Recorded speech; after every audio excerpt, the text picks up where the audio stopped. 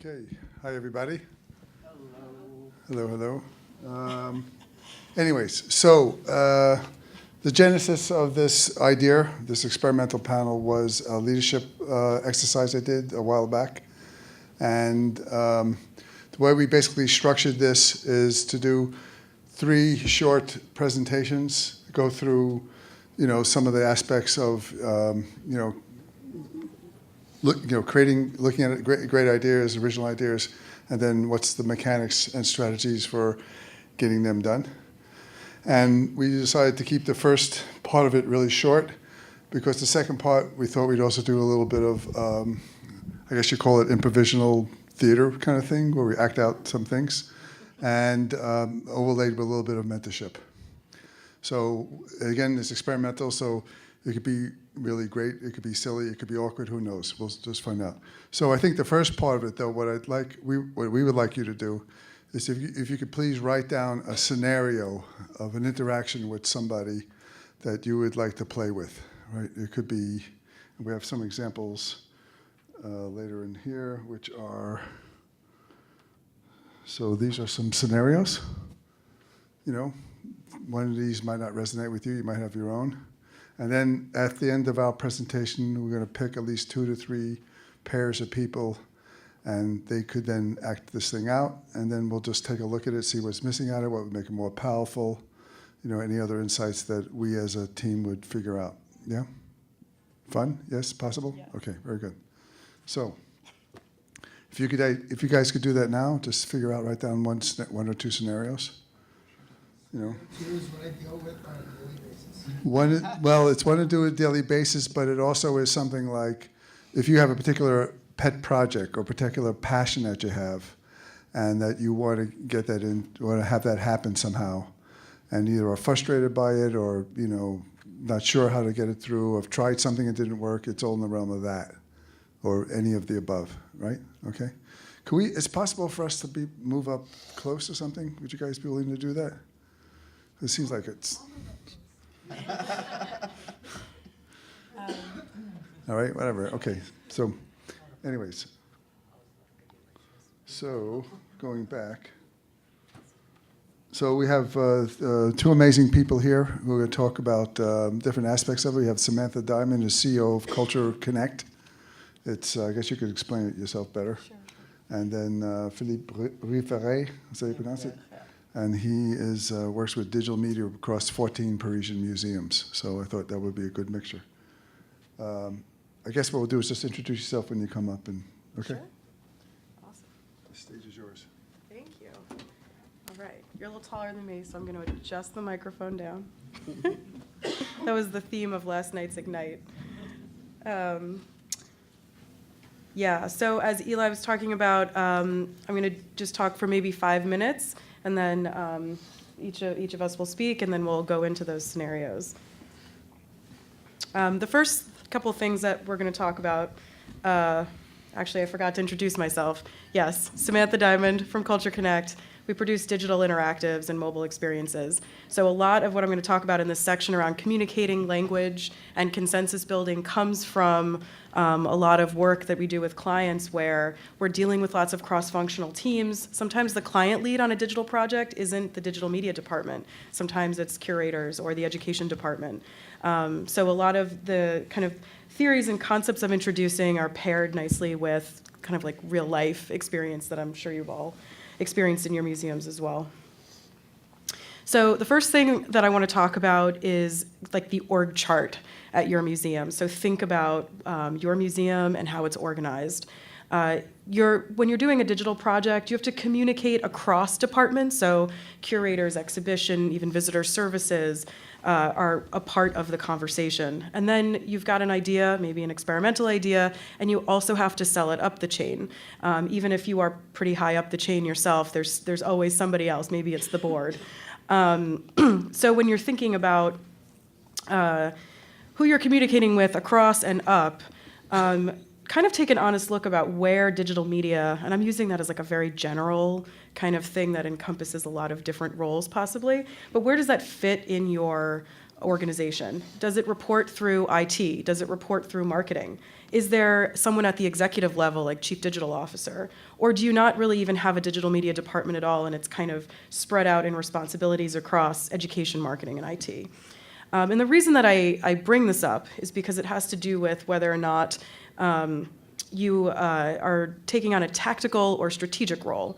So in digital media, are you kind of just, hey, marketing says we need to do X, Y, Z, execute it?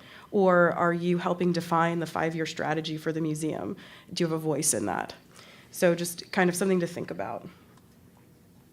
I'm going to layer on top of that this personality matrix around communication that changed my life. So I wanted to share it with you. Has anyone seen this before? Just out of curiosity? Okay. So people are this is, sweeping generalizations, but people are generally kind of fit into one of these quadrants. You're an analytical, you think in features and that sort of technical details. You're a driver, means you're very goal-oriented, you make decisions and communicate in terms of pros and cons. You're an expressive, you're a storyteller. You're thinking about selling someone a car, you're going to talk about the wind in their hair, kind of storytelling. And an amiable is a true consensus builder. It's never about them directly communicating their idea. It's about bringing everyone to the table and getting everybody's buy-in to get to an end. So the thing that kind of changed my life about this was that I'm a driver, and I will naturally have a lot of communication misunderstanding with people on the opposite side of the matrix. So amiables and drivers can sometimes go head-to-head, and analyticals and expressives can sometimes go head-to-head. So when you're thinking about selling your idea across the organization or up the organization, thinking about where your department fits in the org chart, also think about the people that you're communicating with and where you honestly assess what quadrant you might be in, and think about that as you're crafting your communication. And I'll go into a little more detail about that in the next slide. So when we think about language, so kind of keep that in mind while we talk about this language idea. People in different roles in the organization and at different levels of the organization think in different ways. So executives, for example, think in terms of values and vision, the big impact on the organization, how is it moving the needle forward across the board. Curators think about artwork significance, for example. Educators are thinking about educational outcomes, and digital media might be thinking about features. And then this is a little reductionist, but just to kind of give you a sense. So this example that I have on the left side is literally the typical and the better are communicating exactly the same thing in practice, but the language is completely different. So we're going to populate boxes in a user interface wireframe with media. Now, I'm sure everybody in this room pretty much understands what that means, right? But that is maybe not the way to frame. That makes sense to someone in digital media who's used to talking in terms of features and analytical personality. But if you're communicating with somebody in education or a curator, how can you communicate that in a way that is going to really resonate with them? You're going to really be able to sell your idea. So maybe a better way to do it is to ask a question. Is there a detail of this artwork that you want to highlight that's significant? Well, that's an image we'll include a close-up of in that wireframe box. So you're saying the same thing, but you're just kind of translating it in a way that's going to really hit home with them. Alrighty. So there's sort of this intangible thing around enthusiasm and passion that really drives ideas, success, project success across organizations. People talk about having project champions and things like that. So if you have a project that you're excited about or some innovative or experimental idea that you want to convince people to get on board with, you have to kind of be that engine of enthusiasm and passion and make that enthusiasm infectious. Now, you might not be a natural extrovert. It's okay. You can play to your strengths. And the number one tactic for doing that is to always focus on this idea of why. This is this concentric circle diagram. You want to start with the why, then move to the how, then the what. And I think a lot of analytical personalities, a lot of folks who are like deep in the technology can oftentimes start with the what. So you're kind of starting in the weeds, talking about a lot of really technical things, which are super important and you definitely need to get to, but when you're trying to sell an idea, trying to pitch an idea, you always want to start with the why. So I have this first example, typical. Again, this is a little extreme to kind of just make the example, but we'll use this image metadata to support the database query when visitors select from a drop-down menu. Well, that is very tactical, very specific. But if you ask the question like, well, why are we doing all of these things? Like, why does this matter? You might get to something like, well, we're doing this so visitors can quickly get to the artworks that interest them most. Okay, now ask why again. Like, why does that even matter? Well, visitors will have a more personal and meaningful experience at the museum if they do this. So if you were to sell this idea from the start to someone, you might start with, we want visitors to have a more personal experience at the museum. Like an executive director will buy into that really well. Okay, cool. Yeah. Okay.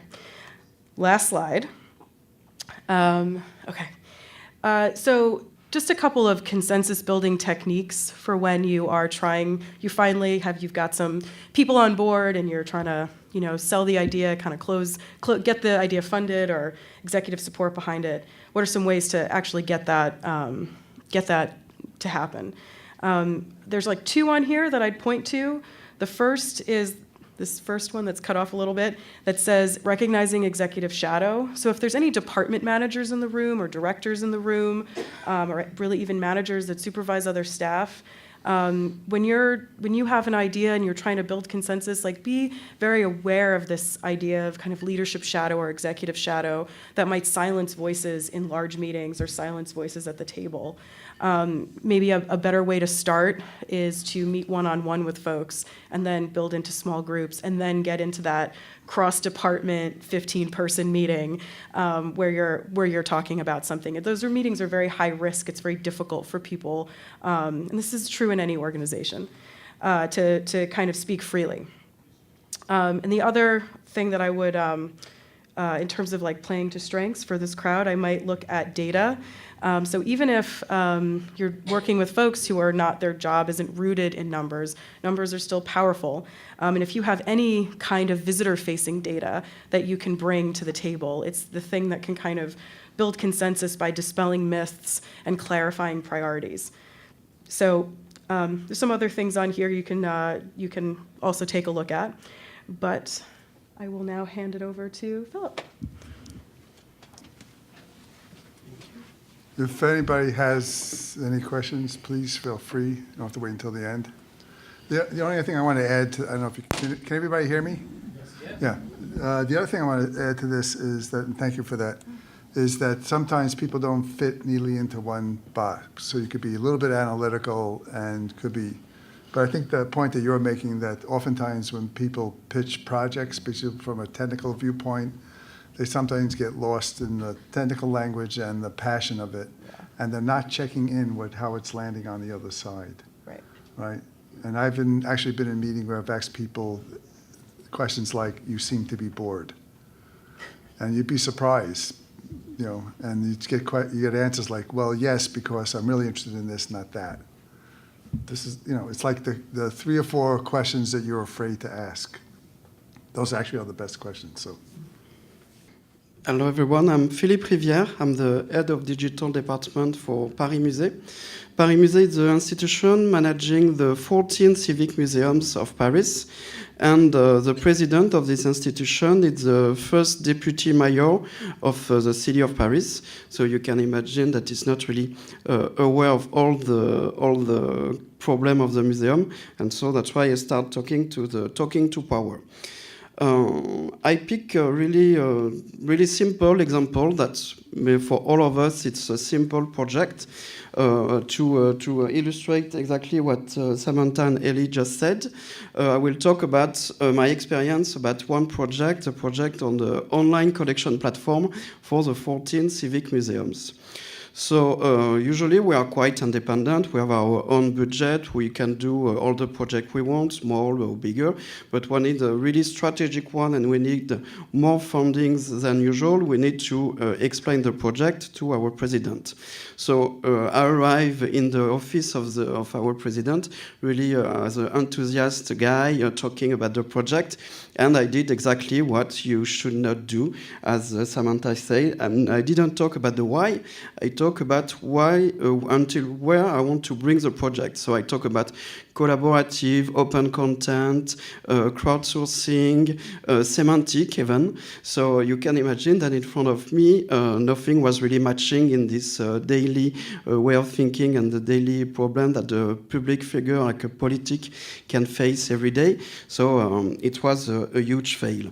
So why was it a huge fail? Because I arrived, I was extremely confident. I'm an enthusiastic guy, so I was confident and enthusiastic. And I start talking, I was really prepared to present the project, but forgetting the why. Why this project? And of course, the why is the first thing that you have to explain. I totally forgot. I was on my idea, really deep in that idea, forgetting totally that for the people in front of me, it was a totally new idea. Online platform collection can be new ideas for people. So I discovered that in front of the politics of the city of Paris. And so it was a fail. Of course, I tried to read them, saying how the project land on their mind, but they are politics, so you know they kind of faking a lot of feelings. So I cannot read them, and I continue talking. And at the end, you know, it was thank you very much, but I think it's not enough. We don't understand your project. It's finished. And so, of course, a lot of disappointment behind that.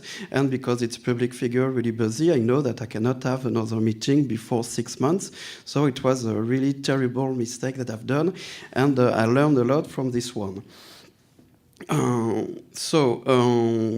After I learned that to really convince the leaders of the city, I have to organize the repetition way of this new idea.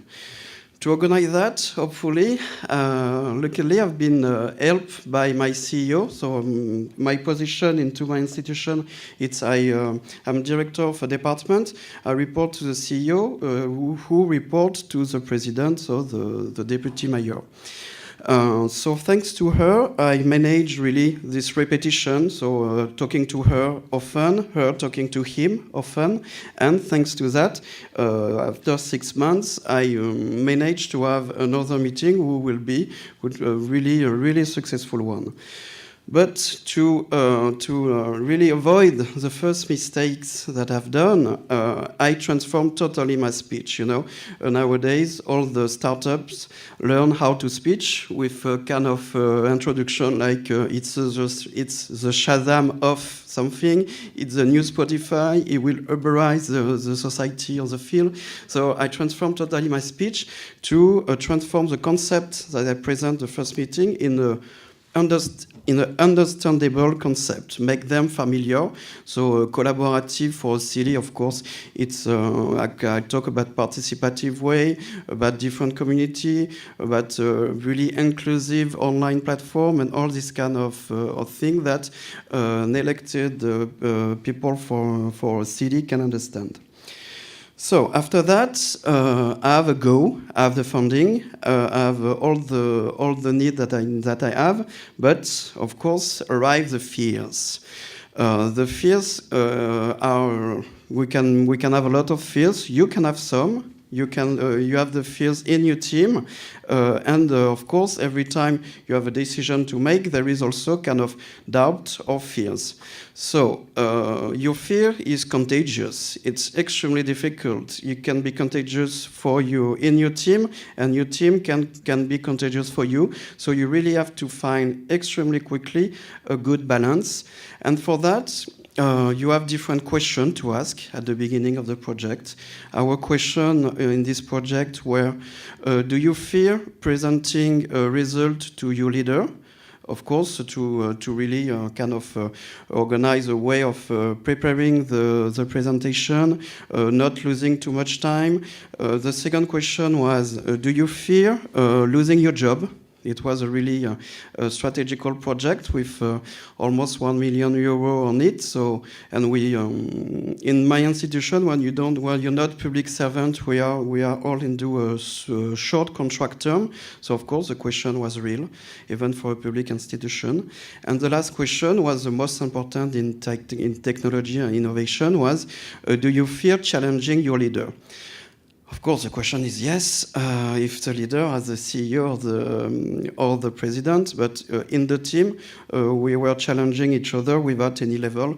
The talk were really, really open. So now, your team. Of course, you know that there is expert in all the fields, but you cannot hire experts like that. So you have to do with who you have in your team. Of course, you can hire some, but after you have permanent people that you need to work with. So what? And I like to say that no one is born as an expert. Everyone became an expert working on a really strong and big project. So to have nice communication and nice feelings in all this long and stressful project, we have a different principle. So in the main board of the office, you have the hashtag taking the first letter of each word. So it's in France, it's not this hashtag, but in English, it will be FAFCAO. For flexibility, adaptability, friendliness, kindness, and optimism, of course, to manage the project until the end. So it was some tips for my experience, and I will let the stage to Ellie. So useful, yeah? Questions? No? Any questions? Not at all. Okay, good. All right. So I want to talk a little bit about the dynamics. Interesting what he was saying about repeating things. There was a very interesting study they did where they're trying to figure out about communications, the amount of material that you need to communicate an idea. So they did this experiment called tapping out a song, yeah? And they asked this group to they took two groups. So one group was supposed to communicate a song to the second group only by tapping it out on like the table or something like that. No music or anything. And they picked common songs, happy birthday, things like that, right? And then the second part of the experiment was to figure out or to guess what percentage of the people would get it from just tapping it. And, of course, people guess like 50, 60, 70%. The actual number was around 2 to 3%, right? Now, what they found in a Harvard study is that people tend to tell 10% of what their actual information they need to convey to people, right? Now, the reason is because, your idea, your project, you might have been developing it for months, but for the people that are hearing it for the first time, they don't have all the background. They don't have all this information. The other thing that's interesting about that is that it's important to give people more information, but not all at once, over a period of time. That's supposed to be the most effective way to do it, right? So, let's look at the ingredients of manifesting great ideas. Yeah. So here's the thing about it. For original ideas, it takes a couple of different things. So the two major ones are power and status, right? So the first one is your ability to make something happen. Yeah.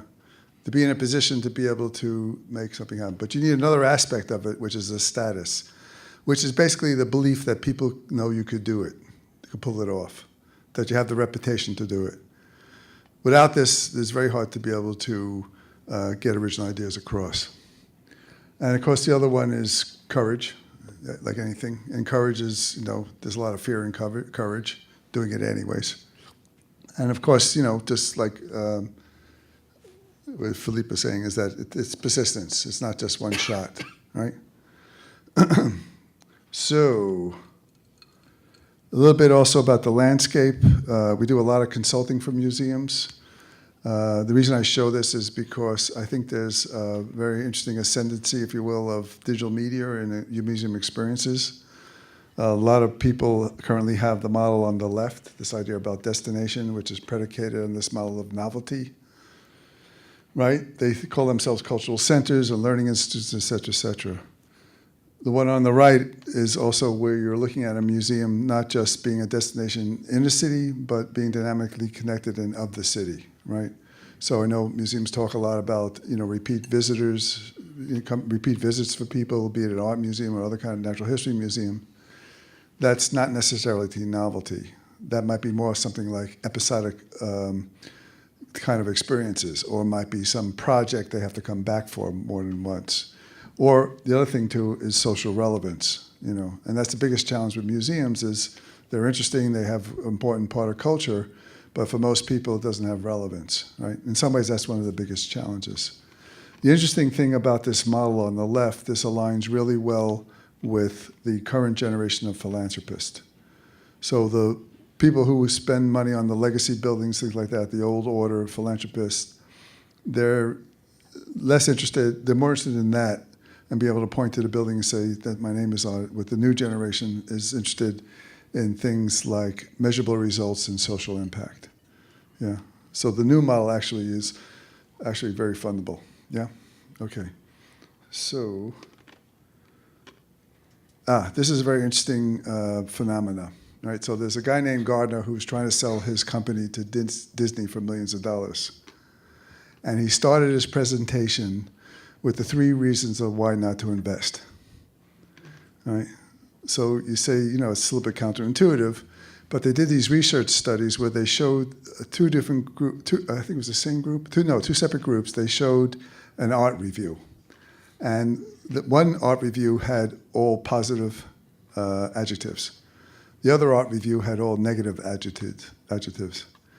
And then they were asked to judge how smart the people were who wrote it. And the curious thing is that the negative one was 14% smarter. Same exact review, right? So part of it because people tend to be skeptical. And people are thinking about these things anyways, right? But there's a funny thing about this phenomena that after people have the 3 reasons why something won't work, they have an extraordinarily difficult time to think about the 4th one, right? So the reason I bring this up, it's a really important, again, listening to who you're speaking to bring up why in their mind something like this wouldn't work. It's one of those awkward questions, And then, after that, also the other part of the phenomena is that, they start to saying, well, that's not so bad. Or, oh, it could work this way, things like that. I think that's it. Yeah. The other thing, too, is that it's not an easy thing to do. Yes, sure, please. Okay, so go back to the other slide, please. The one before. The one you just showed us. This one. No, that one. No, the one about the start with negative ideas first. Yeah. Yeah. Okay, so can you give us a scenario where how you would start that conversation with a potential, client? Well, the way this guy did, the way Gardner did it, is he did what I said, which he went into Disney and says, look, here's the 3 reasons why Disney shouldn't invest in my company. You don't really know me. We're small, things like that. And then right? But then there's a cost. There's a but. He doesn't just leave it there and say, well, what the hell with this, why are we sitting here? But no, there's a but to it, which he says, okay, so here's why you should, of course. No, it's a very interesting point, right, which I kind of left out. No, but I think it's, any good salesperson would tell you that, it's very important to address the objections. It's the more classical sales view of it. But it's radical. I mean, it's a radical way to approach it, But, I don't know, I think it's worth a shot sometimes, right? Because they're thinking about it anyways, right? Yeah. You're diffusing it. It's there. It's in their mind anyway. And so you're kind of getting it out of the way so that it's out of their heads and they're more open to the idea afterwards. Plus, I think you're showing them that you're smart enough to know that they might Right. have doubts about it. Yeah, and it's also, it's really great to get behind the question of the stuff that's going in their mind or a look or something. You know what I mean? I think in that kind of situation, it's useful for the but to address the problems. I mean, so it's not. Absolutely, yes. Because what you really want to show is, there are barriers, there are concerns. We know them. We've thought about them. We've faced them, and here's how we're going to address them. Yeah, absolutely. It's a good point, excellent point, right? Because otherwise you just let them hanging with the buts. It's just interesting but not effective. All right, so I have a couple more. This is very interesting. It's the art of procrastination. So, So procrastination has a really bad rep, right? But there's 2 kinds of procrastination. So there's the procrastination of avoidance, where you don't want to do it because of fear or just, whatever it is. But there's another kind, which actually is used by a lot of Nobel Prize winners and, well-known people, artists, Lincoln, people like Martin Luther King, who actually, not he just was writing the speech, that famous speech he did in Washington, D.C., I Have a Dream, but also was working on it, the hour before the speech, and actually included a line, one of his best lines, that somebody sort of whispered to him on the stage, right? So it's a more meditative kind of procrastination, right? The curious thing about it, it does allow some really original ideas to drift in, yeah, at the 11th hour. But there's a commitment and intentionality to it that the first one doesn't have, right? The other thing that's interesting too about original ideas with groups, if you allow a group, like a focus type group, to actually come up with a half a dozen or so of their own original ideas, they're 10 times more receptive to listening to an original one, right? It's a funny phenomena, right? Because there's a resistance to it. This is why focus groups and middle managers are terrible at picking original ideas, yeah? And then I just got a little case study, and this is just starting small. This is a project we did for Arizona State University, and they had, a substantial budget, and they wanted a mobile app. And this is what they were putting in the creative brief in the RFP out for, a mobile app. But the thing about it was that we weren't really sure what the mobile app is, what it should do, and if they should even be building a mobile app. So what we suggested to them, this is a very effective technique, is you take a small percentage of the budget, maybe 10%, and do a pilot or a study, right? So we went around the school, we asked teachers, we asked students, right? We took a look at the building technology, we took a look at the infrastructure, blah, blah, blah. As it turned out, the mobile app was only a piece of what they really needed, which was this comprehensive system with a sensor network. So what we have in this building is about 200 sensors that track people in the building. It's an opt-in system. The mobile app is just part of it, but it's really predicated on the idea of building communities, right? So it's not just, how do you get around the building? Yeah. So that is that part of it. Now the fun part of it, the scenario part of it. So I think the best way to do is maybe should we just ask people what the scenarios are, or, and then we'll just pick two people to I do saw it? some folks over here looking very enthusiastic when we were discussing the scenarios at the beginning. And some people with absolute look of terror on their face. So, okay, that's the ones we'll pick. I'll ask people if you don't volunteer. So what scenario did you come up with? I didn't. I'm one of the people with terror on my face. Terror in the face? Oh, good. So are you willing to play with us on this or no? Oh, no, I'll play around. All right, so could you be part B? So who's got a scenario? For those who came late, what's the scenario? Okay, what we're suggesting is, the way we structure this is a little bit of an experiment. We don't even know if this will work. It might go south right away, but we don't know. So the way we thought we'd do is, and I saw this at a leadership program, and it's actually a lot of fun, is that we would come up with a scenario that you're either struggling with, like to do, et cetera, and to pick two people to act it out, right? For a few minutes, it doesn't have to be a 3-act play. And then what we do at the end of this, then we as a group could say, okay, what's missing out of this? How would this make more effective? What would you do? Things like that. And I think, how are we doing on time? We have about 25 minutes. 25 minutes. So let's just pick two quick ones. So you're B, who's A? Who's got a scenario? You and you. All right, so. And I'm the enthusiastic guy with a lot of, I'm a loose cannon. Yeah,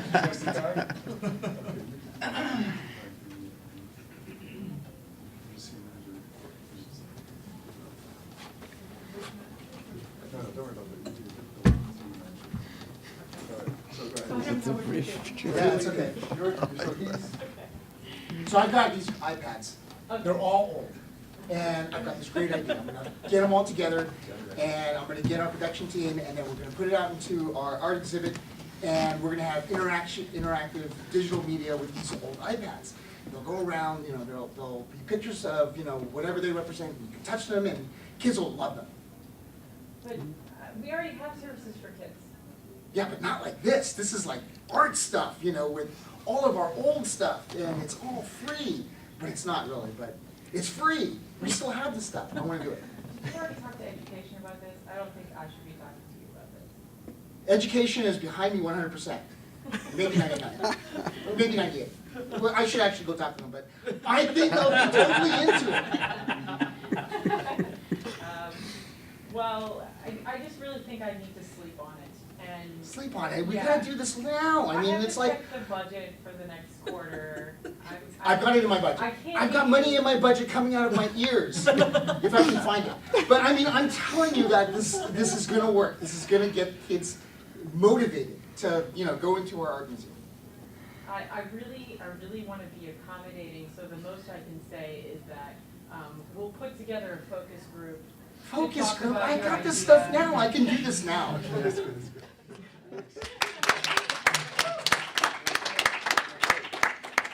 All right, so who wants to comment? Anybody, some insights? Okay, what's missing out of this? Well, something that occurred to me with the initial presentation as well, you should never go to a decision maker after you've already cooked up your idea. You've got to involve them. I mean, I'm a Fable Vision, we do kind of similar, Right. we develop stuff for clients. And in the ideation phase, we always want to have any stakeholder who could possibly kill it, they got to be in there. They got to Right. be in there in the initial process, so that they buy into it as it's being explored. Right, And it's just, you can't just like go at the end and say, I've got this idea, and I have to sell you on it. They're like, what the hell are you talking about? and it's going to be great. It's going to be great, okay.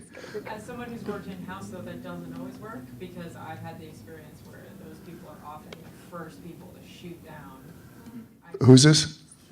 The director. Curator, somebody. Are you talking? No, more managerial. Managerial, middle manager. Yes. Here's an interesting thing about managers, especially middle managers. You have a better chance at a disagreeable manager than an agreeable one.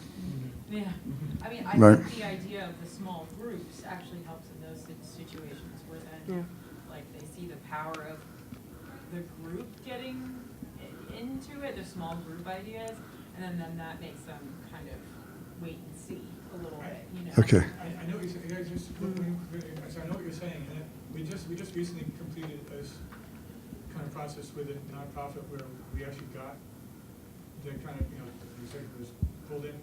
One of the things that was important that they came up with, but if they don't, I think that like you as the advocate need to come up with, is they realized that they wanted to do something that was new and different for them, that was putting them into Right. a new space. And then at some point in the conversation, one of them realized, oh, we're not comfortable with this, but we're trying to do something we haven't done before. We're gonna be uncomfortable, that's the nature of the game, so we Yep. have to try something that we haven't done before in order to get a result that we haven't had before. so in that case, then the question is, what do you need to do to lower the comfort level, to make it more comfortable for them? Is it a smaller scale, small budget, low risk? Now, the other thing interesting about your presentation, not once did you ask her, like, why, or what's behind that, or, right? So it's not just a product pitch, it's a dialogue, and the purpose of it actually is to get them to do most of the talking, right? Everybody know what a amuse-bouche is? You have a question, we'll get to your question.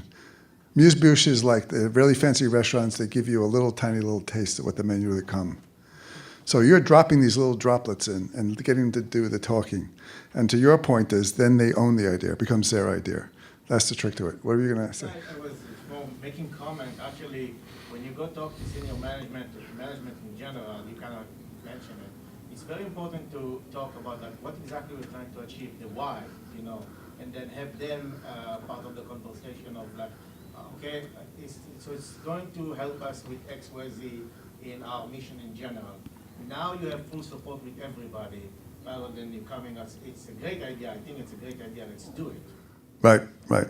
Actually, I think we're going to use you in scenario with your permission, because you are management. So I need a developer of some kind, somebody who's got a crazy idea. Anybody? I'll pick on somebody because we're running out of time. Okay, great. All right, see you and him. All right, but here's what I want you. Got it. Okay. So we have this new exhibit coming up, and we want to be able to track how people are feeling throughout the exhibit. So we want to strap sensors all over their bodies and put EKGs on them so we can measure their brain waves to see how they're reacting to the pieces of artwork. Okay, and how is that going to help us? Well, it'll help us figure out like which ones people like the most, because then we can see like spikes of happiness and. Okay, and how sure you are it's going to actually work? Oh, like people have done this in studies all the time. Like you can see, like MIT did a study once. It had monkeys, but any what? Any references? No, I don't. So why don't you go and do homework and come back to me? I think that's going to be better. Well done.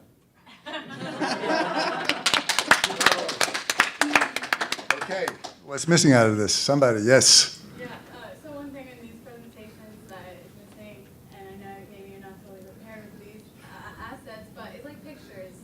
I think I always come to meetings with a sketch of something. It can be very loose. It doesn't have to like be fully developed, but that way you at least know that you're thinking of a similar idea. Maybe these sensors are like much less invasive than what the manager is thinking. Right. Yeah, that's great. We actually make sure that we understand it's really invasive. Yeah. So, but let me ask you something. Was there a moment that you would consider, I mean, like a small part of you would say, well, maybe this could possibly work? Or do you come in to say, this is totally out of... Well, I mean, as a manager, you always want to show some sort of respect to whoever come and talk to you. So you Right. try to understand their idea, right? Right. But if they don't actually talk to you to the way you are, you know, if the idea is not communicated in a way where it actually makes sense to the statement, to our mission statement, what it's going to do for us, then why waste time? You know? Right, very good. That's how I look at it. So anything from you guys? Would you? Yeah, I thought was super interesting. Your first question was a strategic question. How does this sensor thing, the feel like, why does this matter? And you didn't, on purpose, give an answer to that question. So then you moved into much more like how and what type questions. Because I'm technical as well, so. Right, so you're like, okay, maybe I can draw it out of him a little bit. And then at the end, you were like, very politely, like, I think you need to do a little bit more work on this. So what's interesting is, like, you might have walked out of that meeting thinking, like, you didn't get your idea across because you didn't have all the technical answers, but really, you failed after the first question because you couldn't answer the why. Yeah. Well, yeah, that's great. Thank you. Anybody else want to contribute to this? Yes. Well, as someone who I think has fairly well-developed ideas, right, I also recognize in myself this idea of like showing up and too enthusiastic. Like that's just Right. emotionally speaking, I think. Right. People in leadership, they see that enthusiasm and they're foolhardy. Like almost nobody, people always want enthusiasm. But the other one's prepared, you know, to the point of like illustrations and drawings and stuff like that. But like, yeah, if you have that much excitement about your idea, they're going to just squash it just to chill you out a little bit. No, bravo. No, it's very interesting. Well, go ahead. Just say, you know, how I was up there, that's how I got the job. Well, yeah, passion is good. Passion is good. Yeah. I was passionate. But temper your, as I say, curb your enthusiasm. What were you going to say? You had a... Matt, I think the enthusiasm is also seen as, not for you, for me, a sense of, oh, you must not be so critical of your idea. The enthusiasm is... Well, yes, right. Therefore, if you're that excited, you can't be thinking about, like you said before, Yep. these are the reasons not to. So maybe we should be really enthusiastic, but start with the, here's why you shouldn't do this great idea. Right. So it's almost like steel. Tool steel only works best when it's tempered. Yeah. So in some ways, though, he wasn't prepared. Like he couldn't ask crucial questions about it. So the enthusiasm's not bad as long as it's not too over-infusive, because then people get skeptical. And the other thing too is that he wasn't prepared. Kind of a study in MIT, and like, wait, so what is that? What do we do with that? So I would have started that by presenting a problem that we are trying to Yeah, that's great. Thank you. and go from there. Yeah. Well, it's the why. Why are we doing this? Why would the Institute invest their reputation, money, resources, and bandwidth to do this? All right. You have to answer that. Yeah. And actually, realistically, totally aside from any presentation, if you come up with an idea that is not born out of trying to solve a problem, where you don't have a why, if you have yourself have not started with a why, then you're nowhere. You're right in trouble. Well, it gets back to language, right? Because you may not be thinking about it. You're thinking about features, why it's great, but like that. But the manager's saying, okay, great. I got a budget. I got 6 projects. I got a thing. Can't spend more than $1 million on this. Anyone, across the board, blah, blah, blah. Why should I invest time and energy in this one, right? I think do we have time for one more? Yeah, we have 15 minutes, I think. Who would be great? Let's see. Should I pick somebody? More volunteers? Okay, I'm going to pick somebody. Okay. I'll be the why it's a bad Great. Okay, and then you. Okay.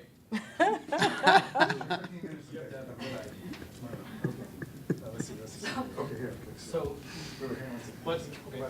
Sorry.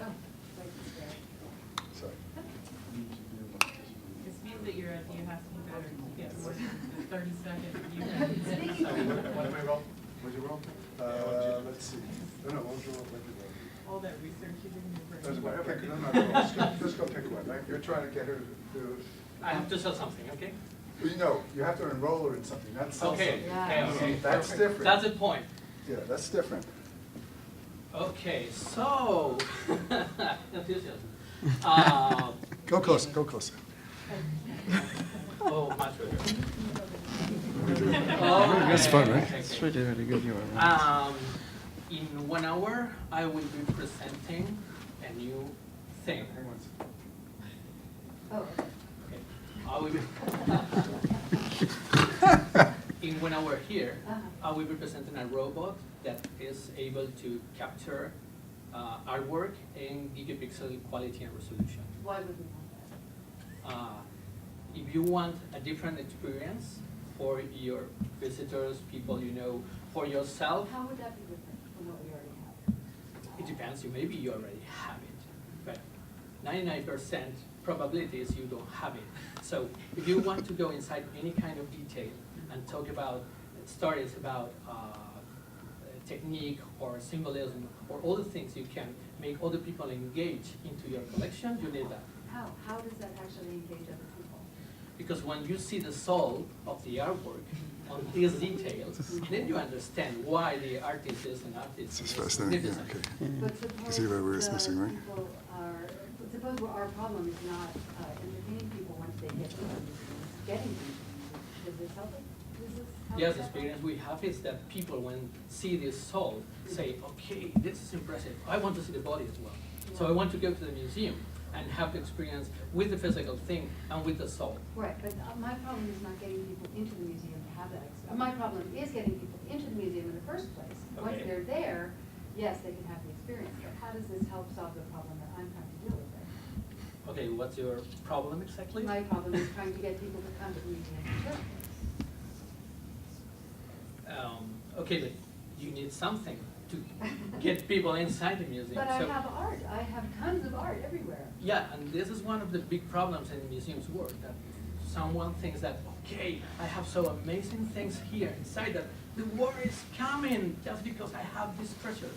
You have to explain the treasures, to explain why are treasures, why they are important for the society, But for how the much history. does this help? Peanuts. Okay.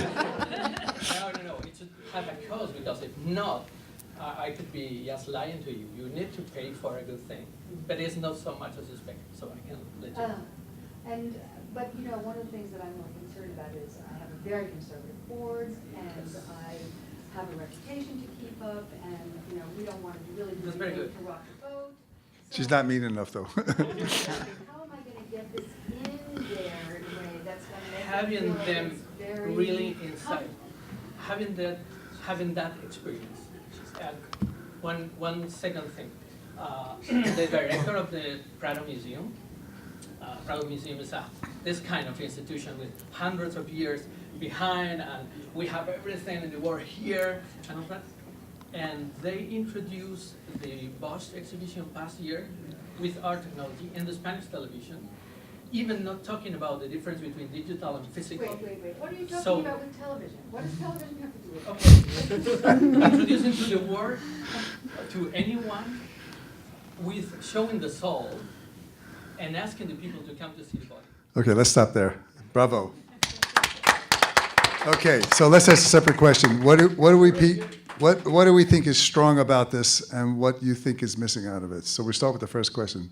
Somebody, give me somebody. We only have a few minutes, so we got to do this quick.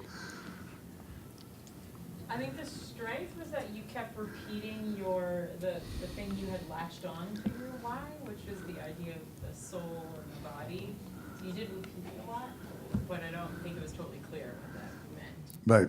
Somebody else. Somebody hasn't spoken yet. How about The fellow in the back with the suit and tie. So the question is, what's strong about it? What needs work on that presentation? Well, I think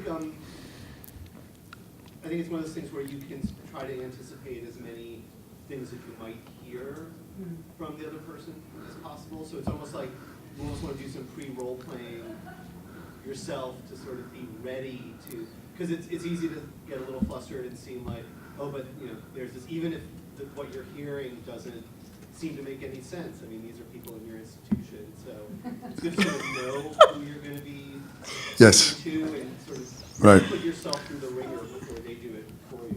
Yes, thank you. That's actually it's not a bad, it's a great idea. It's like to do role playing could be a lot of fun. And actually Picasso did this with his assistant. He would be the gallery director in advance of meetings. Yeah, it's a true story. The other thing too is that he started to get closer to what a really good presentation would be when he started saying, but the competitors are doing this and here how it works for them. Before that, it was more of like, oh, we got to do this because it's, very poetic, but also not very stuff that a manager can latch onto. See, so for me, what was missing out of it, it would be a story like, well, here's how a visitor would use it. Here's the narrative a visitor uses so she could get it, right? So here, a visitor would come in, because he didn't explain that part of it. So a visitor would come in, the visitor would pick up the iPad, they would see blah, blah, blah. It's like that. In some ways, he started with the wow and just kept at the wow, but he never went from the what. No, he started with the why, but he never went, and the why wasn't clear, by the way. And then he didn't go from the what to the how. See, if you put those pieces in, it's more the feasibility aspect of the conversation of like, okay, so how is it? And she was asking those kind of questions. So he wasn't quite answering her questions, see. So what you're saying is that he was talking about that. He never really talked about the process. He talked about the end result of it, but he never talked about how the visitor would actually happen. Yes, and also he didn't talk about what the end results were in a clear enough way for you to get it. Right, and he didn't, again, it's interesting, people don't ask questions. He never stopped in his presentation and said, well, you look like you don't really understand what I'm talking about. So what's missing out of what I'm saying to you? What would make you invest in this project, right? I just want to chime in. I think, to me, a lot of the time, I've been in the museum for 17 years, and so I've had different dealings with different people along the way, but there's like this issue of a dark room with an elephant and the 5 people all describing it. It's a Sanskrit tale. It's 7 blind people describing an elephant. That's what it is. Yeah, it's great. Yeah, if you don't know this story, I think it's 6 people. So the tale is that there's 5 or 6 blind people describing an elephant. One's holding onto the trunk and says, yes, an elephant is like a hose. Another one's holding onto the tail and says, yes, an elephant is like a rope, et cetera, et cetera. One, the leg of a tree and the air is like a leaf. It's a great point because it's all, it's almost like having different people look at a cup, right? So if you have somebody who is an expert in bone china, he could describe it in terms of how it relates to the style of it. You ask an artist about it, they say it's blue, it's red, like that. You ask a physicist, he said, well, it's mostly space surrounded, with molecules, so it's a different perspective. That's why you need this language thing is really important. You've got to check in. How's it landing over there? Is this total nonsense to you? Or is this like, they sound like a crazy person to you? Because it could be, you know what I mean? My point, I think, was not only that there's a language problem of how to communicate, but also I don't have all of the perspective. I am, as smart as I am not omniscient. So this other person who's a professional who's employed by the museum may have a perfectly valid reason. Yeah, it's a great point. Right. Good. Right. I just don't know it yet. So it should be 50% questions. Yeah. Is this a good idea? Would this solve these problems? That kind of stuff. Because there's 1,000 full-time employees at the museum. They're all doing something. They're not just waiting for Yes, right. It's the 10,000 hour rule to become an expert, right? So you can't be an expert at everything. And then it's an interesting point because, what is it in their world? How would they make it better? If it's your idea, how would you do it? Great question. And that's when it becomes really useful to talk to other people in your institution who might not have a stake in it. You can start to say, well, what is this person going to be looking for? What kind of projects does this person turn down? No, that's an excellent point because you know what? There's this idea about attachment. Yeah, people get attached to their ideas, but maybe the person you talk to has a much better idea than you do. Why not hear them out? Yeah, I'll talk a little bit about passion. Is there anything you guys want to contribute to this, or no? Okay. So I'll go on for hours. Yeah. Just one thing. Yeah, please. This is very interesting for me as a real thing. But what I feel sometimes, apart from the mistakes I could make, is that there is sometimes a disconnection between the goals for the person, the goals for the institution, and the goals for the visitors, for example. And it's very difficult to put everything together and say, this is going to solve your personal problem, your institutional problem, and the expectations of the public. Because sometimes it's not the same thing, and we assume we all And sometimes like this, the yeah. same thing, Yeah. but maybe it's not. So sometimes they are looking for the solve and experience, but you are looking for a concrete thing to solve this problem, and how to explain it to your director, for example. So are three things that we have to put together, and it's not so simple. Well, That's why asking questions is so useful, because then you would understand what I need to sell it up, you know. If you No, ask- in a real Yeah, no, that's very- I right. will be asking you, not you asking me. No, but this interesting point what she's making, which is that it's what they call a complex sale, if you will, right? Multidimensional sale, because it's not so much if she's not she might be one of the decision maker, but she might be the one with the budget. That means she then got to recreate what you're saying in her language to them. How the hell is she going to do it if she doesn't understand? Yeah, in their language, right? So how the hell is she going to do that if she doesn't know what the idea? You know, she doesn't get the idea.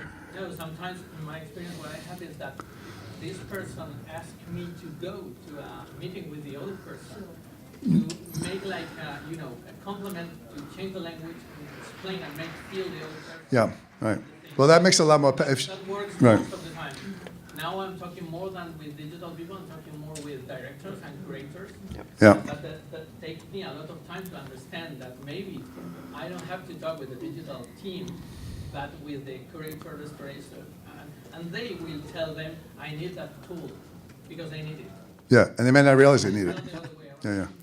Yeah. A couple more things. One is also some strategies you can use, for example, like when you have some blockage or something, that you can also develop a way where then it's almost like somebody else is asking for it, not just you, right? Either visitors or something.